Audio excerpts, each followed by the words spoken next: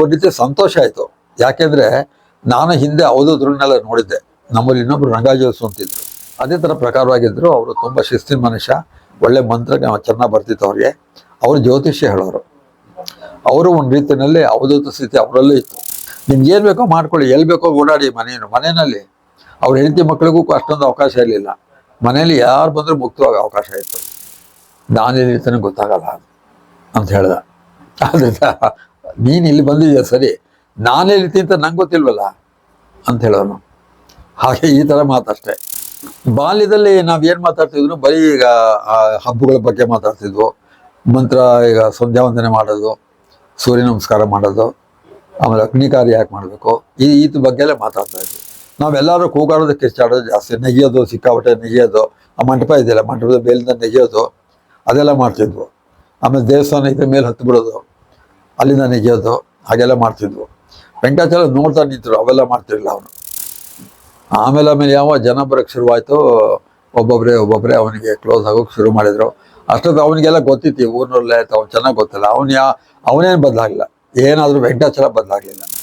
ಇವತ್ತೇನಾದ್ರು ಈಗ ಊರಿಗೆ ಗುರುತು ಬಂದಿದೆ, ಈ ನೆಲ ಗುರುತಾಗಿದೆ ಅಂದರೆ ಅದು ವೆಂಕಟಾಚಲ ಓಡಾಡಿದ್ದು, ವೆಂಕಟಾಚಲ ಇದ್ದದ್ದು ಮಾತ್ರ ಕಾರಣ. ನಮ್ಗೆ ಹಾಗಾಯಿತು ಹೀಗಾಯಿತು ಅಂತೆಲ್ಲ ಹೇಳ್ತಾರೆ. ನಮಗೆ ಯಾಕೆ ಅದು ಬರಲಿಲ್ಲ ಅಂದರೆ, ನಾವು ಮಾತಾಡೋದನ್ನು ಜನರ ಹತ್ರ ನೋಡಿಲ್ಲ. ನಾವು ಬರ್ತೀವಿ, ಸ್ನೇಹ ಭಾವದಲ್ಲಿ ಏನು ಮಾತಾಡಬೇಕು ಮಾತಾಡ್ತೀವಿ, ಹೊರಟೋಗ್ತೀವಿ. ನೋಡಿದ್ನಲ್ಲ ವೆಂಕಟಾಚಲ, ನಂಗೆ ಏನು ಹೊರಡ್ತಿಲ್ವೋ, ನನಗೆಲ್ಲ ಜ್ಞಾಪಕ ಬರ್ತಾ ಇದೆ. ಶಾರದಮ್ಮದವರು ನೋಡಿದ ದಿವಸದಿಂದ, ನಾನು ಸಕ್ಕರೆ ಬಂಡಕ್ಕೆ ಬಂದ ದಿವಸದಿಂದ ಇಲ್ಲಿ ತನಕ ನೋಡಿದ್ದೀನಿ, ಅದೆಲ್ಲ ನನಗೆ ಜ್ಞಾಪಕ ಬರ್ತಾ ಇದೆ.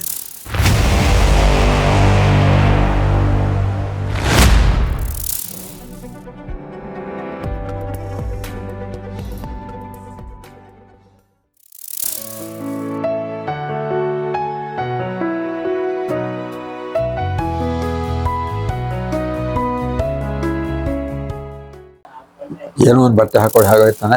ಆದರೆ ಒಂದು ಅವನಲ್ಲಿ ಆ ಮೊದಲಿನಿಂದ ಹುಡುಗನಿಂದ ಏನು ನಗುತ್ತಾ ಇದ್ದ, ಅದು ಕೊನೆ ತನಕ ಇಟ್ಕೊಂಡಿದ್ದ ಅವನು. ನಗುಮುಖ, ಯಾವತ್ತೂ ಯಾವುದೇ ಕಾರಣಕ್ಕೂ ಬೇಜಾರು ಮಾಡ್ಕೊಳ್ಳೋದಾಗಲಿ. ನನ್ನ ತಮ್ಮ ಇನ್ನೊಬ್ಬ ಇದ್ದ ನಾಗರಾಜ ಅಂತ, ಅವನು ಸ್ವಲ್ಪ ಜಗಳ ಮಾಡೋರು. ನಾನು ಯಾವತ್ತೂ ಜಗಳ ಮಾಡಲಿಲ್ಲ. ಅವನು ವೆಂಕಟಾಚಲಗಿಂತ ತುಂಬ ಚಿಕ್ಕವನು ನನ್ನ ತಮ್ಮ. ಆದರೆ ಅವರವರಿಗೆ ಜಗಳ.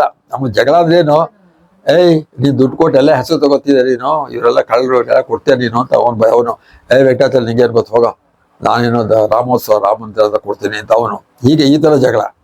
ನಾನು ಯಾವಲ್ಲ ಆ ಥರ ಮಾತಾಡ್ತಿರ್ಲಿಲ್ಲ. ನಾವೇನಿದ್ರು ನನ್ನ ವೆಂಕಟಾಚಲನ ವ್ಯವಹಾರನೇ ಬೇರೆ ರೀತಿ. ಒಂದು ರೀತಿ ಸಂತೋಷ ಆಯಿತು. ಯಾಕೆಂದರೆ ನಾನು ಹಿಂದೆ ಅವಧೂತರನ್ನೆಲ್ಲ ನೋಡಿದ್ದೆ. ನಮ್ಮಲ್ಲಿ ಇನ್ನೊಬ್ರು ರಂಗಾಜೋಸು ಅಂತಿದ್ರು. ಅಲ್ಲ, ವೆಂಕಟಾಚಲ ಬದಲಾದ ಸ್ಥಿತಿ ನೋಡಿ ನನಗೇನಿಸ್ತು, ತಕ್ಷಣ ನನ್ನ ಮನಸ್ಸು ಬಂದ ಮುಳ್ಳಯ್ಯ.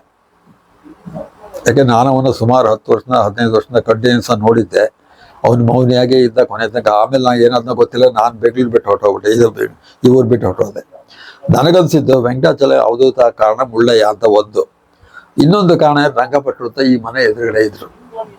ಅವರು ಒಂದು ರೀತಿ ಮೌನಿನೇ. ಅವರು ವಿದ್ಯಾವಂತ, ತುಂಬ ಹೆಚ್ಚಿಗೆ ಮಾತಾಡ್ತಿರ್ಲಿಲ್ಲ. ಅವ್ರು ವೆಂಕಟಾಚಲದಂತೆಲ್ಲ ಅವ್ರು ನೀಟಾಗಿರೋ, ಯಾವಲ್ಲೂ ಹಣೆಗೆ ದೊಡ್ಡ ವಿಭೂತಿ ಗಂಧ ಕುಂಕುಮ ಎಲ್ಲ ಇಟ್ಕೊಂಡ್ರು, ಒಳ್ಳೆ ಕಚ್ಚೆ ಪಂಚೆ ಹಾಕಿರೋರು, ಹೊತ್ಕೊಂಡಿರೋರು, ಶರ್ಟಿಗೆ ಹಾಕ್ತಿರ್ಲಿಲ್ಲ. ಅವರು ಒಂಥರ ಸಿಸ್ಟಮ್ಯಾಟಿಕ್ ಆಗಿದ್ರು. ಗಡ್ಡ ಬಿಟ್ಟಿದ್ರು ಅವರು. ಹಾಗೆ ಹಿಂದಿನ ಕಾಲದಲ್ಲೆಲ್ಲ ಶೇವ್ ಮಾಡ್ಕೊತಿಲ್ವಲ್ಲ, ಇವನೇ ಬರಬೇಕು, ಮನೆಗೆ ಬಂದು ಮಾಡಬೇಕು. ಅದು ಅಮಾವಾಸ್ಯೆ, ಪೌರ್ಣಮಿ, ಹಬ್ಬ ಹರಿದಿನ ಅವೆಲ್ಲ ಕಳೆದು ಶನಿವಾರ ಇಂಥ ದಿವಸ ಎಲ್ಲ ಮಾಡ್ತಿರ್ಲಿಲ್ಲ. ಅಥವಾ ಇಷ್ಟ ಮಧ್ಯಾಹ್ನದ ಮೇಲೆ ಮಾಡಿಸ್ತಿಲ್ಲ, ಅದೆಲ್ಲ ಇತ್ತಲ್ಲ. ಅದೇ ಥರ ಪ್ರಕಾರವಾಗಿದ್ದರು. ಅವರು ತುಂಬ ಶಿಸ್ತಿನ ಮನುಷ್ಯ, ಒಳ್ಳೆ ಮಂತ್ರ ಚೆನ್ನಾಗಿ ಬರ್ತಿತ್ತು ಅವ್ರಿಗೆ. ಅವರು ಜ್ಯೋತಿಷ್ಯ ಹೇಳೋರು. ಅವರು ಒಂದು ರೀತಿಯಲ್ಲಿ ಅವಧೂತ ಸ್ಥಿತಿ ಅವರಲ್ಲೂ ಇತ್ತು. ಅವ್ರದ್ದು ಏನಾದರೂ ಕಾರಣ ಇರ್ಬೋದು ಅಂತ ನಂಗೆ ಅನಿಸುತ್ತೆ, ನನ್ನ ದೃಷ್ಟಿನಲ್ಲಿ. ಬಟ್ ಒಟ್ಟಿನಲ್ಲಿ ಹೇಳೋದಾದರೆ ವೆಂಕಟಾಚಲ ಇರೋ ಜ್ಞಾನನ ನಮ್ಮೂರು ಜನ ಉಪಯೋಗಿಸ್ಕೊಳ್ಳಿಲ್ಲ. ಬೇರೆ ಜನ ತುಂಬ ಜನ ಬಂದರು, ನಂಬಿದ್ರು. ನಾನೇ ನೋಡ್ತಾ ಇದ್ದೆ. ಅವನು ಅಷ್ಟು ಆಸ್ತಿ ಇತ್ತು, ಬೇಕಾಷ್ಟು ಆಸ್ತಿ ಇತ್ತು. ಯಾರು ಬಂದರೂ ಯಾರ ಹತ್ರ ದುಡ್ಡು ತಗೋತಿರ್ಲಿಲ್ಲ. ಮನೆ ಬಿಟ್ಕೊಟ್ಟು, ಪಕ್ಕದ ಮನೆ ಬಿಟ್ಕೊಟ್ಟಿದ್ದ. ಅವರೇ ಅಡುಗೆ ಮಾಡ್ಕೊಳ್ಳಿ, ಅವರೇ ಮಾಡ್ಕೊಳ್ಳಿ. ಯಾರು ಊಟ ಮಾಡಿದ್ರು, ಯಾರು ಇದು ಮಾಡಿದ್ರು, ಬಟ್ ಕೇಳ್ತಿದ್ದ, ಊಟ ಮಾಡಿದ್ರ, ಓಡಾಡಿ ನಿಮ್ಗೆ ಏನು ಬೇಕೋ ಮಾಡ್ಕೊಳ್ಳಿ, ಎಲ್ಲಿ ಬೇಕೋ ಓಡಾಡಿ. ಮನೆಯಲ್ಲಿ ಅವ್ರ ಹೆಂಡತಿ ಮಕ್ಕಳಿಗೂ ಅಷ್ಟೊಂದು ಅವಕಾಶ ಇರಲಿಲ್ಲ.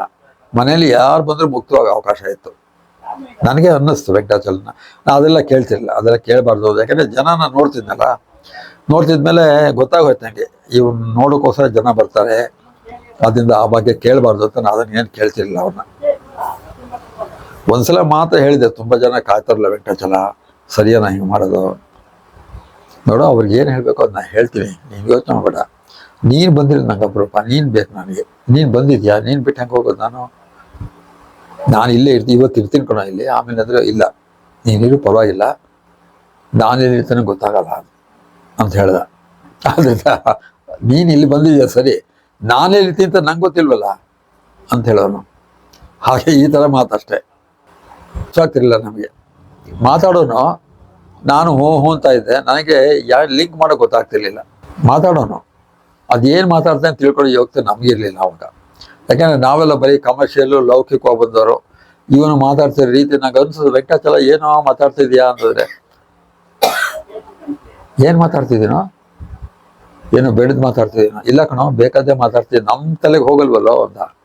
ನಿನ್ನ ತಲೆಗೆ ಹೋಗುತ್ತೆ, ಇನ್ನೂ ಬಹಳ ಕಾಲ ಬೇಕು, ಹೋಗುತ್ತೆ, ಯಾವಾಗಲೋ ಒಂದ್ಸಲ ಹೋಗುತ್ತೆ. ಹೀಗೋ ನಾನು ಹಾಗಾಗಿ ಹೆಚ್ಚಿಗೆ ನನಗೆ ಕೇಳ್ತಿರ್ಲಿಲ್ಲ. ಹೇಳೋನು ಪಾಪ ಬೇಕಾಷ್ಟು ಏನೇ ಮಾತಾಡೋನು. ಆದರೆ ಹೆಚ್ಚಿಗೆ ನಾವು ಮಾತಾಡ್ತಿದ್ದು ನಮ್ಮೂರಿನ ಸ್ಥಿತಿಗತಿ, ನಮ್ಮೂರಿನ ಜನದ ಬಗ್ಗೆ, ನಮ್ಮ ಬಾಲ್ಯದ ಬಗ್ಗೆ ಮಾತಾಡ್ತಿದ್ವು. ಬಾಲ್ಯದಲ್ಲಿ ನಾವೇನು ಮಾತಾಡ್ತಿದ್ರು, ಬರೀ ಈಗ ಹಬ್ಬಗಳ ಬಗ್ಗೆ ಮಾತಾಡ್ತಿದ್ವು. ಮಂತ್ರ, ಈಗ ಸಂಧ್ಯಾ ವಂದನೆ ಮಾಡೋದು, ಸೂರ್ಯ ನಮಸ್ಕಾರ ಮಾಡೋದು, ಆಮೇಲೆ ಅಗ್ನಿಕಾರ್ಯ ಯಾಕೆ ಮಾಡಬೇಕು, ಈತ ಬಗ್ಗೆ ಎಲ್ಲ ಮಾತಾಡ್ತಾ ಇದ್ವು. ನಾವು ಚೇಷ್ಟೆ ಮಾಡೋದು, ಅವ್ರು ಮಾಡ್ತಿರ್ಲಿಲ್ಲ. ನಾವೆಲ್ಲ ಸಿಕ್ಕಾಪಟ್ಟೆ ಚೇಷ್ಟೆ. ಇಲ್ಲಿ ನಾವು ಒಂದು 30 ಹುಡುಗರು ಇದ್ವಲ್ಲ, ಒಬ್ರಿಗಿದ್ದ ಒಬ್ರು ಚೇಷ್ಟೆ. ಅದು ವೆಂಕಟಾಚಲ ಮಾತ್ರ ಯಾವತ್ತೂ ಚೇಷ್ಟೆ ಮಾಡ್ತಿರ್ಲಿಲ್ಲ. ನಮ್ಮ ಜೊತೆನೇ ಇರೋನು, ನಮ್ಮ ಜೊತೆ ಬರೋನು, ಓಡೋನು. ನಾವು ಸಾಲ್ ಚೆಂಡು ಆಡ್ತಾ ಇದ್ವು.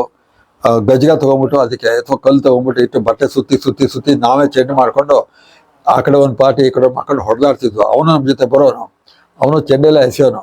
ಆದರೆ ನಮ್ಮ ಥರ ಕೂಗಾಡೋದೆಲ್ಲ ಇಲ್ಲ, ಸೈಲೆಂಟಾಗಿರ್ತಿದ್ದ. ಚಿನ್ನಿ ದಂಡ ಆಡ್ಬೇಕಾದ್ರೂ ಅಷ್ಟೇ, ಅವನು ಆಟ ಆಡ್ತಿದ್ದ. ಆದರೆ ಕೂಗಾಡೋದು ಕಿರ್ಚಾಡ್ದೆಲ್ಲ ಇಲ್ಲ. ನಾವೆಲ್ಲರೂ ಕೂಗಾಡೋದು ಕಿರ್ಚಾಡೋದು ಜಾಸ್ತಿ. ನೆಗೆಯೋದು, ಸಿಕ್ಕಾಪಟ್ಟೆ ನೆಗೆಯೋದು. ಆ ಮಂಟಪ ಇದೆಯಲ್ಲ, ಮಂಟಪದ ಮೇಲಿಂದ ನೆಗೆಯೋದು, ಅದೆಲ್ಲ ಮಾಡ್ತಿದ್ವು. ಆಮೇಲೆ ದೇವಸ್ಥಾನ ಇದ್ರ ಮೇಲೆ ಹತ್ತು ಬಿಡೋದು, ಅಲ್ಲಿಂದ ನೆಗೆಯೋದು, ಹಾಗೆಲ್ಲ ಮಾಡ್ತಿದ್ವು. ವೆಂಕಟಾಚಲ ನೋಡ್ತಾ ನಿಂತರು, ಅವೆಲ್ಲ ಮಾಡ್ತಿರಲಿಲ್ಲ ಅವನು. ಅದು ನಮ್ಮ ಜೊತೆ ಇರೋನು ಅವನು. ಅವ್ನು ಮುಂಜಿನೆಲ್ಲ ಅವನ ಜೊತೆನೇ ನಾವೆಲ್ಲ ಇರ್ತವೆ, ಫ್ರೆಂಡ್ಸ್ ಇರ್ತಿದ್ವು. ಅವ್ರ ಅಕ್ಕನ ಮದುವೆ 3-4 ಮದುವೆ ಆಯಿತು, ಅವಾಗೆಲ್ಲ ಜೊತೆ ಇರ್ತಾ ಇದ್ವು. ಹೇಗಿರ್ತಾಯಿದ್ವು, ನಮ್ಮ ಜೊತೆ ಇರೋನು ಅವನು. ಇದ್ರೂ ಕೂಡ ಇಲ್ಲಿವೇನೋ ಅನ್ನೋ ಥರದಲ್ಲಿ ಇರೋನು ಅವನು. ನಗುಮುಖ, ಯಾವಳು ನಗುಮುಖ, ಯಾವತ್ತೂ ಬೇಜಾರು ಮಾಡ್ಕೊತಿರಲಿಲ್ಲ. ನೀನ್ಯಾಕೆ ಹೀಗೆ ಮಾಡಿದೆ, ನೀನ್ಯಾಕೆ ಹೀಗೆ ಮಾಡಿದೆ ಅಂತ ಯಾವತ್ತೂ ಕೇಳ್ದನಲ್ಲ. ಅಷ್ಟು ನಾವೇ ಜಗಳ ಮಾಡ್ತಿದ್ವು ಫ್ರೆಂಡ್ಸು. ನೋಡ್ತಾ ನಿಂತಿರೋ, ಬಿಡೋ ಸೀನಾ, ವಿಶ್ವ ಯಾಕೋ ಸುಮ್ಮನೆ ಇರೋನದು. ಹಾಗೆ ಆ ಥರ ಸ್ವಭಾವ ಅಷ್ಟೇ ಹೊರತು ಹೆಚ್ಚಿಗೆ ಮಾತಿಲ್ಲ ಅವನು. ಇವತ್ತು ಯಾವ ಥರ ಅನಾಲಿಸ್ ಮಾಡ್ತೀನಿ ಅಂತಂದರೆ, ಅವನಿಗಿರೋ ಜ್ಞಾನ ಅರ್ಥ ಮಾಡ್ಕೊಳ್ಳೋಕೆ ನಾವು ಯಾರಿಗೂ, ಅವನ ಸ್ನೇಹಿತರು ಯಾರಿಗೂ ಅರ್ಥವೇ ಆಗಲಿಲ್ಲ. ಯಾರಿಗೂ ಅರ್ಥವಾಗಲಿಲ್ಲ ಅವನು. ನಮಗೂ ಅರ್ಥವಾಗಲಿಲ್ಲ, ಈ ಊರಿನವ್ರು ಯಾರಿಗೂ ಅರ್ಥವಾಗಲಿಲ್ಲ. ಅವನು ಇರಬೇಕಾದ ಸ್ಥಳ ಇದಲ್ಲ ಅಂತ ನಂಗೆ ಅನ್ನಿಸ್ತು. ಅವನೆಲ್ಲೋ ಬೇರೆ ಬೇರೆ ಕಡೆ ಇರಬೇಕಾಗಿತ್ತು. ಅವನಿಗೆ ಬೇಕಾದ ವಾತಾವರಣ ಇಲ್ಲಿ ಇರಲಿಲ್ಲ. ಹಾಗಾಗಿ ಅವನು ಸ್ವಲ್ಪ ಬಟ್ಟೆ ಹಾಕೋ ಸ್ಥಿತಿ, ಅವನು ಇದ್ದ ಸ್ಥಿತಿ ಅವೆಲ್ಲ ಸ್ವಲ್ಪ ಆ ಬದಲಾವಣೆಗೆ ಕಾರಣ ಏನು ಅಂದರೆ, ಅವನಿಗೆ ಬೇಕಾದಂಥ ವಾತಾವರಣ ಇರಲಿಲ್ಲ ಇಲ್ಲಿ. ಯಾಕೆಂದರೆ ಇಲ್ಲಿ ಬ್ರಾಹ್ಮಣರಲ್ಲಿ ಅವನು ಅದನ್ನು ಹೇಳೋನು, ನಿಮ್ಮ ತಲೆ ನೀವು ಬರೀ ಯಾವತ್ತೂ ಒಂದಾಗಲ್ಲ, ನೀವು ಬರೀ ಹೀಗೆ ಹೊಡೆದಾಡ್ಕೊಂಡಿರ್ತೀರ ಅಂತೆಲ್ಲ ಅನ್ನೋನು ಒಂದೊಂದ್ಸಲ. ಬಟ್ ಅದೆಲ್ಲ ತುಂಬ ಅಪರೂಪಕ್ಕೆ ಮಾತಾಡೋನು. ಬಟ್ ನನಗೇನಿಸಿದ್ರೆ ವೆಂಕಟಾಚಲ ಅವನಿಗೆ ಬೇಕಾದಂಥ ವಾತಾವರಣ ಇಲ್ಲಿ ಜನನೂ ಅರ್ಥ ಮಾಡ್ಕೊಳ್ಳದೆ ಕಲ್ಪಿಸ್ಕೊಡ್ಲಿಲ್ಲ. ಅವನು ಏನು ಬಾಯಿ ಬಿಟ್ಟು ಕೇಳ್ತಿರಲಿಲ್ಲ, ಯಾವತ್ತೂ ಕೇಳ್ತಿರಲಿಲ್ಲ ಅವನು. ಇವರೆಲ್ಲ ಏನು ಅನ್ಕೊಂಡ್ಬಿಟ್ಟಿದ್ರು, ಬರೀ ಟೀಕೆ ಮಾಡ್ತಾರೆ ಅನ್ನೋ ದೃಷ್ಟಿಯಿಂದ ಅವನ ರೀತಿ ನೆಗ್ಲೆಕ್ಟ್ ಮಾಡಿಬಿಟ್ಟಿದ್ರು ಈ ಊರಿನವರು. ಆಮೇಲೆ ಯಾವ ಜನ ಬರೋಕ್ಕೆ ಶುರುವಾಯಿತು, ಒಬ್ಬೊಬ್ಬರೇ ಅವನಿಗೆ ಕ್ಲೋಸ್ ಆಗೋಕ್ಕೆ ಶುರು ಮಾಡಿದರು. ಅಷ್ಟೊತ್ತು ಅವನಿಗೆಲ್ಲ ಗೊತ್ತಿತ್ತು ಈ ಊರಿನವ್ರಲ್ಲೇ ಆಯ್ತು, ಅವ್ನು ಚೆನ್ನಾಗಿ ಗೊತ್ತಿಲ್ಲ. ಅವನೇನು ಬದಲಾಗಲಿಲ್ಲ, ಏನಾದರೂ ವೆಂಕಟಾಚಲ ಬದಲಾಗಲಿಲ್ಲ. ಈ ಊರಿನ ಜನ ಬದಲಾಗಬೇಕಾದ್ರೆ ಹೊರತು ಅವನೇ ಬದಲಾಗಲಿಲ್ಲ, ಅವನಾಗೇ ಇದ್ದ. ಬಟ್ ನನಗನ್ಸಿದ್ದು ಪಾಪ ಅವನಿಗೆ ಬೇಕಾದ ವಾತಾವರಣ ಕೊಡೋಕ್ಕೆ ಈ ಊರಿನವರು ಸಫಲರಾಗಲಿಲ್ಲ. ಹಾಗಾಗಿ ಅವನು ಆ ರೀತಿ ವಿಚಿತ್ರವಾಗಿ ಕಾಣೋದಕ್ಕೆ, ವಿಚಿತ್ರವಾಗಿ ಇರೋದಕ್ಕೆ ಇದು ಒಂದು ಕಾರಣ ಅಂತ ನನಗೆ ಅನಿಸುತ್ತೆ. ವೆಂಕಟಾಚಲ ನನ್ನ ಆತ್ಮದಲ್ಲಿದ್ದಾನೆ, ನನ್ನ ಮನಸ್ಸಿನಲ್ಲಿದ್ದಾನೆ, ಯಾವತ್ತೂ ಮರೆಯಲ್ಲ. ನಾನು ಒಬ್ಬನೇ ಅಲ್ಲ, ಸೀನಾ, ವೆಂಕಟೇಶ, ಯಾರ್ಯಾರು ಅವನ ಜೊತೆ ಸಂಪರ್ಕ ಬಂದರೂ ಅವ್ರು ಯಾರೂ ವೆಂಕಟಾಚಲ ಮರೆಯೋಲ್ಲ. ವೆಂಕಟಾಚಲ ಅವರೆಲ್ಲೊಳಗೆ ಇದ್ದಾನೆ, ಈಗ ನಮ್ಮಲ್ಲೂ ಇದ್ದಾನೆ. ಆದರೆ ಅವನ ಮಟ್ಟಕ್ಕೆ ನಾವು ಬರೋಲ್ಲ.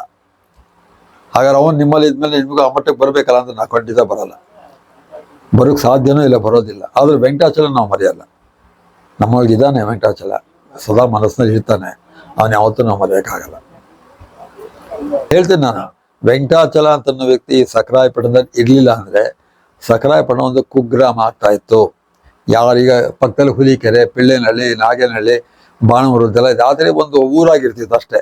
ಯಾವುದೇ ರೀತಿ ಅದಕ್ಕೆ ಗುರುತೇ ಸಿಗ್ತಿರ್ಲಿಲ್ಲ. ಇವತ್ತೇನಾದ್ರು ಈ ಊರಿಗೆ ಗುರುತು ಬಂದಿದೆ, ಈ ನೆಲ ಗುರುತಾಗಿದೆ ಅಂದರೆ ಅದು ವೆಂಕಟಾಚಲ ಓಡಾಡಿದ್ದು, ವೆಂಕಟಾಚಲ ಇದ್ದದ್ದು ಮಾತ್ರ ಕಾರಣ. ಈ ವಿಚಾರ ನಾನು ಎಲ್ಲೆಲ್ಲೋ ಕೇಳಿದ್ದೀನಿ, ಡೆಲ್ಲಿಗೆಲ್ಲ ಹೋಗಿದ್ದೆ. ಅಮೆರಿಕಾದಲ್ಲಿ ಕೂಡ ಇವನು ಭಕ್ತರಿದ್ದಾರೆ. ನಾನಿರೋದು ಒರಿಜಿನಲ್ ಅಮೆರಿಕಾದಲ್ಲಿ, ಅಲ್ಲೂ ಕೂಡ ಇವನು ಭಕ್ತರಿದ್ದಾರೆ. ನನಗೆ ಗೊತ್ತಿಲ್ಲ ಅವ್ರು ಯಾರು ಅಂತಲೂ ನಂಗೆ ಗೊತ್ತಿಲ್ಲ. ಅಂದರೆ ಈ ಸಕ್ರೆಪಟ್ಟಣದ ಜಾಗ, ಈ ಊರು ಈ ರೀತಿ ಎಲ್ಲ ಕಡೆ ಹೋಗ್ಬೇಕಾದ್ರೆ ವೆಂಕಟಾಚಲನೇ ಕಾರಣ.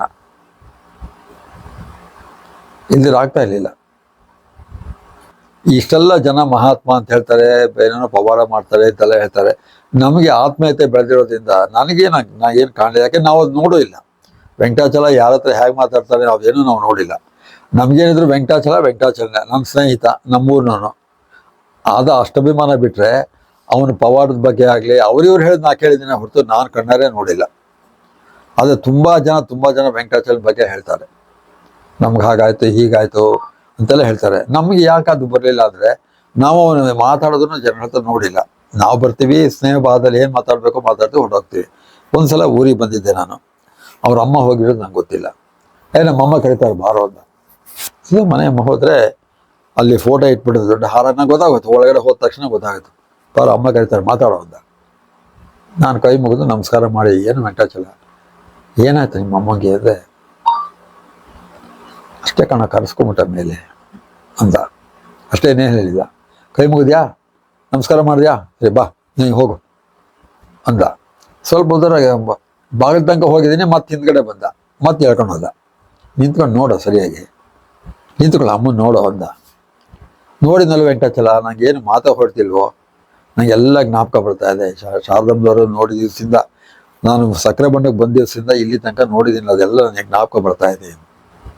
ಏನು ಹೇಳಕ್ಕಾಗ್ತ ವೆಂಕಟಾಚಲ, ನಿನಗೆ ಗೊತ್ತಪ್ಪ,